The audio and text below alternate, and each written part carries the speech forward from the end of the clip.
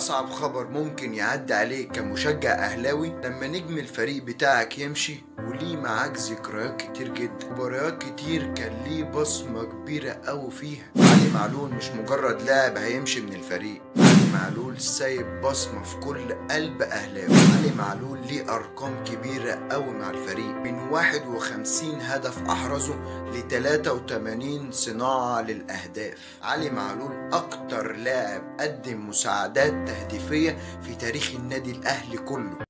اخرتها علي، اخرتها يا علي.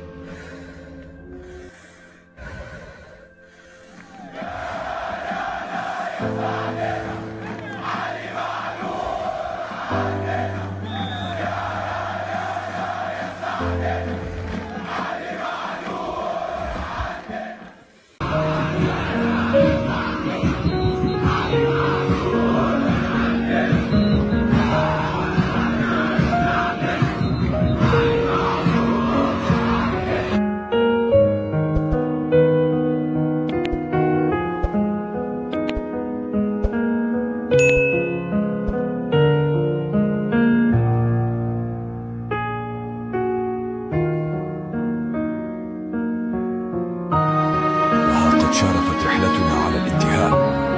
قضينا معا أوقاتا جميلة، تفاصيلا عميقة ومشاعر صادقة. لقد حان وقت الوداع، لكن ذكرياتنا ستبقى خالدة إلى الأبد. يمشي الجناح وليس ظهير طاير يطير عليه وهدف الأول.